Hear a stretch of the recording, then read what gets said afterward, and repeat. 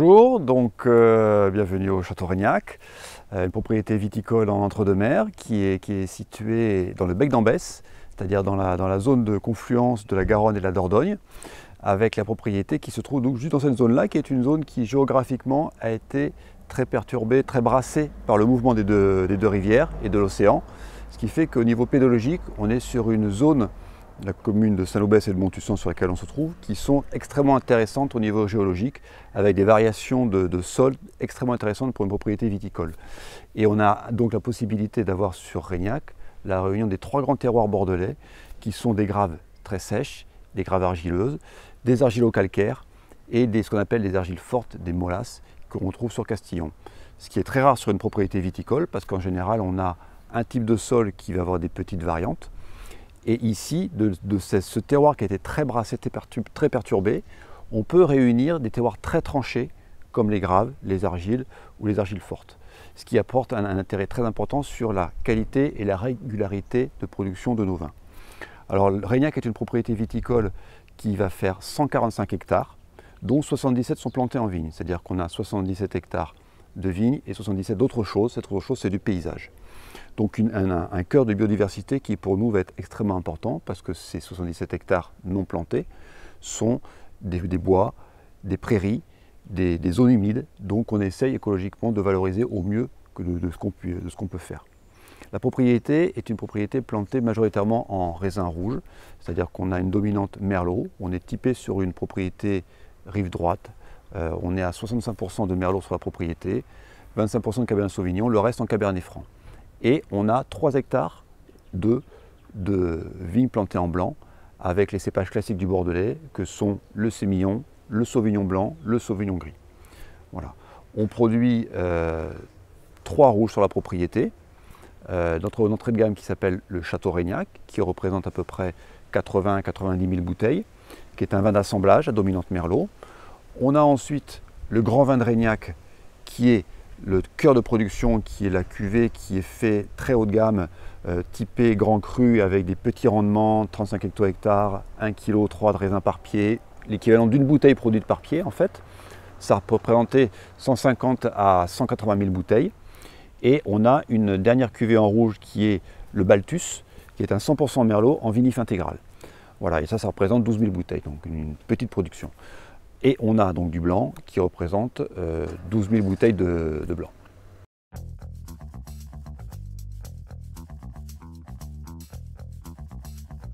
Donc les propriétaires actuels sont Yves et Stéphanie Vatelot, qui est donc une propriété donc familiale, qui ont acheté la propriété en 90 à une première famille familiale.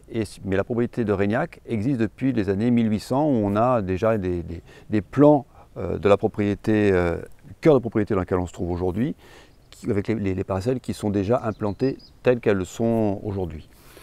Donc monsieur et madame Vatelot ont acheté en 90 et jusqu'en 96 ont restructuré l'ensemble du vignoble en achetant les terroirs complémentaires de ce qu'ils avaient acheté initialement, qui est la partie centrale qui est vraiment sur des graves. Et ils ont acheté les terroirs complémentaires pour justement avoir les 3 grands terroirs bordelais réunis sur une même propriété. Et c'est en 96 qu'ils ont créé le grand vin de Reignac, avec ensuite en 2002 le Balthus, la cuvée en vinification intégrale.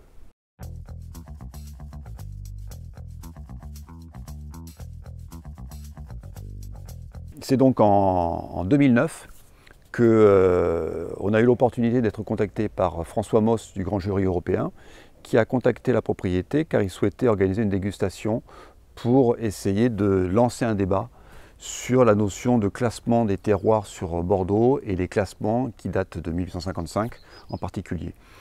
Puisqu'on sait que ce classement qui a été fait en 1855 n'est pas révisable et a permis à certaines propriétés du Médoc ou de Pessac-Léognan d'être classées dans des notions de cru, 1er à 5e cru, mais ce classement n'est pas révisable. Or, il existe de très grands terroirs un peu partout sur Bordeaux, et en particulier à Reignac. Donc il a contacté M.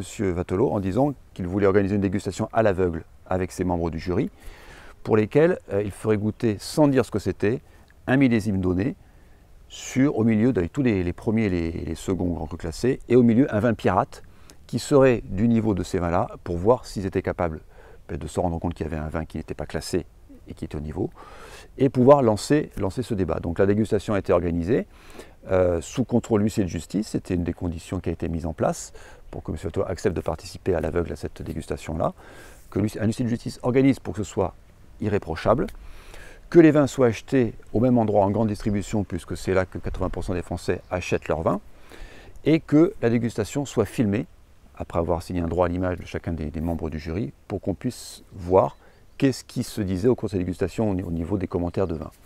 La dégustation a eu lieu, il y avait donc tous les premiers, les Latour, Lafite, Angélus, Mouton, Cheval Blanc, et au milieu donc il y avait un Châteaurignac, c'était le millésime 2001 qui était goûté à l'aveugle par ces dégustateurs. Et au cours de cette dégustation, l'Aurignac est sorti deuxième du classement derrière Angélus, mais devant tous les grands.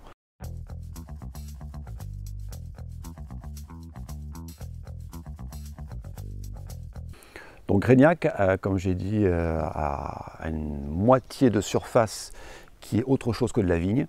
Et entre autres, c'est du paysage, c'est des bois. On a un gros spot de bois de 35 hectares d'un seul tenant ici. On a un grand étang naturel de 8 hectares. On a des prairies.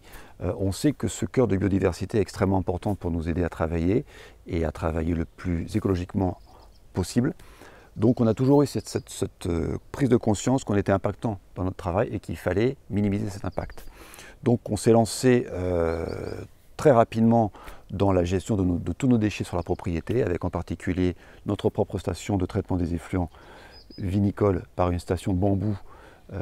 On est 2 en Gironde d'avoir cette station de bambou, qui en fait ce sont des bambous plantés. Il y a 5 grandes variétés de bambous qui sont capables de dépolluer les pollutions organiques issues du chai. On a notre propre système de dégradation des résidus de traitement phyto qu'on appelle un phytobac, pour qu'on ne pollue pas lors des rinçages des pulvérisateurs. On a établi un partenariat avec une association qui s'appelle Cépage, qui nous permet d'avoir un tri sur l'ensemble de nos déchets de la propriété et avoir des filières de revalorisation pour l'ensemble d'entre eux. Dans les filières qui existent, certes certains partent à l'enfouissement, mais au moins ils sont gérés. On traite ainsi toutes nos huiles, nos solides imprégnés, nos filtres, nos papiers, cartons, enfin tout est, on essaye d'être une fois de plus le plus respectueux possible de ce qui est environnementalement parlant. Au niveau culture, on s'est lancé dès 2011 dans le système SME, qui est le système de management environnemental qui permet d'être le plus productif en prenant en compte l'ensemble des contraintes écologiques qu'on peut avoir sur le secteur sur lequel on travaille. Et depuis 2017, on a réussi à atteindre une certification HVE qui nous permet de mettre en avant justement ce paysage, puisque l'HVE est le seul référentiel de travail environnementalement parlant qui prenne en compte l'importance du paysage et de cette notion de richesse écologique par la biodiversité que le paysage de la propriété peut apporter. Et on s'est rendu compte que si on transfère en équivalent écologique par rapport à notre surface de production, on pourrait produire l'équivalent de 500 hectares de vignes par rapport au couvert écologique qu'on a sur la propriété. Donc on est vraiment très responsable de ce point de vue-là et c'est un élément de biodiversité qu'on essaye de développer de plus en plus sur la propriété. Parallèlement à tout ça, au niveau du vignoble, on a un très gros travail qui est mis en place depuis les années 2010 avec une personne qui s'appelle Jean-Pierre Cousinier, qui est un nutritionniste de la vigne en fait, qui est une personne qui est capable d'avoir un discours qui nous permet de travailler sur nos vins en regardant ce qui se passe au vignoble à des moments clés, au niveau nutritionnel. C'est-à-dire qu'on met en place un certain petit contrôle d'étape qui vont se dérouler avant la floraison, qui vont se dérouler avant la véraison, qui vont nous permettre de faire des analyses foliaires, des analyses de limbes, pour faire des états des lieux un petit peu de l'équilibre nutritionnel des parcelles, des cépages qu'on a, et de voir si tout est en place pour l'étape suivante, qui est la première importante, la floraison, et la véraison. Et s'il y a des petits correctifs à faire, s'il faut aider pour que justement ces phases très importantes se passent correctement, on peut aider et apporter ce qu'il y a besoin.